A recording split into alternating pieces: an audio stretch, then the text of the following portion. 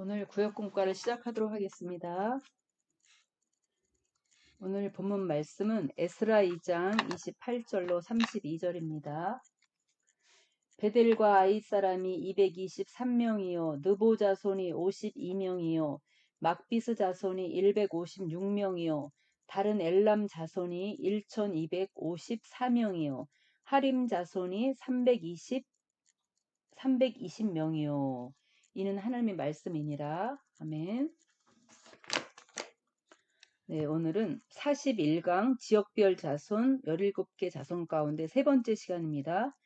지난 공과에서는 17개 자손들 가운데 9개 자손을 살펴보았는데요. 이제 깃발 자손, 베들레헴 자손과 느도바 사람, 아나도 사람, 아스마웻, 기랴다림, 그비라, 부에롯, 라마와 게바, 빅마스 자손에 대하여 살펴보았습니다. 오늘은 베델과 아이 사람, 느보 자손, 막비스 자손, 엘람 자손, 하림 자손에 대하여 살펴보도록 하겠습니다. 베델과 아이 사람입니다. 첫 번째, 베델은 히브리어 베트엘로 하나님의 집이라는 뜻이며 아이는 히브리어로 페허라는 뜻입니다. 위치와 귀한 자 수를 보면 베델과 아이는 마주보는 지역으로 예루살렘 북쪽 19km 지점에 성읍이 있다라고 하였는데 베델과 아이는 마주본다라는 것은 근접해 있다 이런 뜻이 되겠습니다. 에스라 2장 28절에서는 1차 귀한 자 수를 223명으로 또 느헤미야서에서는 123명으로 기록을 하고 있습니다. 이것은 느헤미야 당시에 100명의 사람들이 족보를 잃어버린 경우일 수도 있고 100명의 차이가 나잖아요. 또 하나는 이 숫자 원어상으로 볼 때 숫자가 100이라는 숫자가 메아라는 숫자인데요. 메아하고 또 200이라는 숫자가 마타임이라는 숫자예요. 마타임이라는 그 히브리어입니다. 그래서 이 원어상으로 비슷하기 때문에 그것이 이제 필사하는 과정에서 잘못 쓰여졌을 수 있다라고 그렇게 말씀하고 있죠. 그래서 223명이었으나 느헤미야에서는 123명으로 기록을 했다라고 말씀하고 있죠. 특징을 보면 3차 귀환 후 베델과 아이 사람은 성벽 공사에 참여하거나 언약을 갱신하며 인침에 참여했다는 기록은 없습니다. 또 두 번째로 느보 자손은 이름의 뜻은 네보라고 예언자라는 뜻입니다. 위치와 귀한 자 수를 보면 예루살렘 남서쪽 24km 지점에 위치하며 1차 귀환 시 52명이 귀환하였습니다. 특징을 보면 이제 느보 자손 역시 성벽 공사나 인치는 역사에 참여하지 않았습니다. 그리고 세 번째 막비스 자손입니다. 막비스는 마그비쉬로 강한 자라는 뜻인데 막비스의 정확한 위치는 알려져 있지 않고 있습니다. 에스라 2장 30절에서는 1차 귀한 자 수를 156명으로 기록하고 있는데 느헤미야서에서는 이제 이 1차 막비스 자손의 1차 귀한 자의 수가 기록되어 있지 않습니다. 그리고 이 막비스의 지명 또한 성경에 기록되고 있지 않기 때문에 이 막비스 자손은 그 활동이 매우 미약했던 그런 사람들로 보입니다. 특징을 보면 막비스 자손 역시 성벽 공사나 또 언약 갱신이나 인치는 역사에 참여하지 않았죠.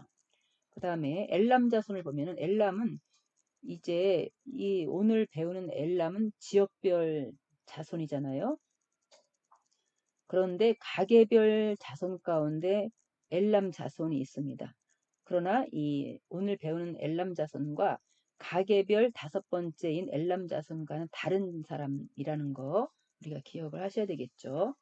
히브리어 엘람은 높은 곳이라는 뜻입니다. 위치와 귀한 자 수를 보면 엘람은 예루살렘 남서쪽 약 40km 지점에 위치한 성읍이고 1차 바벨론 포로 귀환 시 1254명이 귀환하였습니다. 그러니까 가계별 자손에서 엘람은 인명이고 그렇죠. 인명이고 그 다음에 지역별 엘람 자손에서 이 엘람은 지명이라는 것을 이렇게 구분하면 되겠습니다. 특징을 보면 엘람 자손 역시 성벽 공사에 참여했거나 언약을 갱신하며 인을 칠 때 참여했다는 기록이 없죠. 하림 자손을 보겠습니다. 이 하림은 히브리어로 봉헌된이라는 뜻인데 이 봉헌되다, 이 봉헌하다라고 하는 것은요. 하나님 앞에 감사를 표시하는 행위다라고 말씀하였는데 이 하나님 앞에 감사의 표시로 어떤 물건을 드리거나 헌금을 드리거나 또 자기 자신까지도 드리는 것이 봉헌이라는 뜻이 되겠습니다. 위치와 기한자 수를 보면 예루살렘 남서쪽 약 35km 지점에 위치하며 1차 바벨론 포로 귀환 시 320명이 귀환하였습니다. 특징을 보면 하림 자손은 성벽 공사 가운데 옛문으로부터 시작되는 구간에 16구역 공사에 참여하였으며 언약을 갱신하고 인친자 명단에도 기록이 되어 있습니다. 이번 시간 살펴본 5개 자손 가운데 가장 신앙 전수가 잘 된 가문이 이 하림 가문이다라는 것을 알 수가 있습니다. 예, 지역별 자손의 그 위치를 한번 보겠습니다. 예, 베델과 아이 사람들이고요. 베델과 아이 지방의 자손들, 1차 귀환자들의 자손들이고요. 두 번째는 느보 자손, 느보. 예루살렘이 여기 있다면 예루살렘 남서쪽에 위치하고 있죠. 그리고 이제 이 엘람 자손이죠. 엘람. 네, 엘람 자손이 여기 있고요. 그 다음에 또 하림 자손이 있죠. 하림 자손이 여기에 있습니다. 그러니까 하림 자손이 가장 신앙 전수가 잘 된 가문이다 라고 하는 것을 알 수 있고 막비스 자손은 여기에 성경에 지명에는 나와 있지 않아서 어느 곳인지 알 수 없다라고 하였죠. 정확한 위치를 알 수 없다라고 하였습니다. 그 다음에 이 하림 자손이 건축한 그 성벽이 어느 위치였느냐라고 하는 것을 보겠습니다.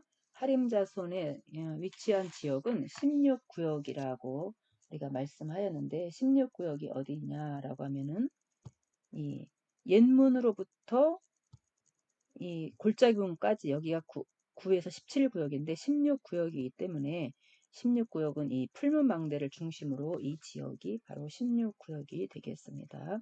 하림 자손이 건축한 지역입니다. 그러면 삶에 적용해서 보겠습니다. 하림 자손 히브리어로 봉헌된이란 뜻인데요. 과거의 교회를 위해서 특별히 봉헌한 것이 있다면 서로 이야기를 나눠봅시다.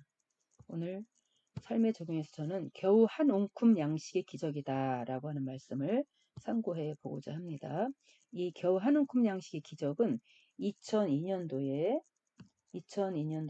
원래 목사님께서 하신 설교 말씀 가운데 제목인데요. 이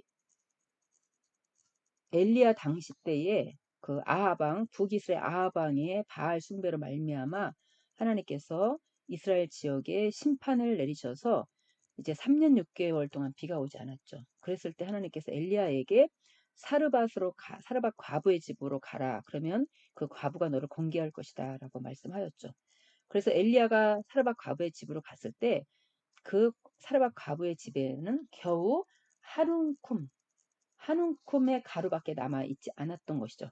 한 움큼이다라고 하면은 이 한 움큼 이것은 원어로 보면은 손바닥을 채울 정도의 소량 아주 적은 진짜 밑바닥에 깔려있는 정도의 가루 이런 가루밖에 남아있지 않았던 것이죠. 그래서 사르밧 과부는 그것을 마지막으로 빵을 해먹고 자기와 자기 아들과 이제는 죽을 생각을 하고 있었던 것이죠. 그런데 엘리야가 찾아와서 먼저 그것으로 나를 위하여 작은 떡 하나를 만들어 내게로 가져오고 그 후에 너와 내 아들을 위하여 만들라. 여호와의 말씀이 나 여호와가 비를 지면 내리는 날까지 그 통에 가루가 다하지 아니하고 그 병의 기름은 없어지지 아니하리라. 그런데 실제로 과부는 이 엘리야가 전해준 하나님의 말씀을 믿고 순종을 했습니다. 그래서 그 가정에는 3년 6개월 동안 가루가 끊어지지 않고 또 기름이 없어지지 않는 기적을 맛보면서 그 가뭄을 승리하였던 것이죠. 그러면 이러한 사르밧 과부의 믿음은 어떤 믿음이었느냐? 사르밧 과부의 그러한 하나님 앞에 이런 봉헌하는 것인데, 이 믿음은 어떤 믿음이야? 헌신하였다. 헌신하는 믿음이죠.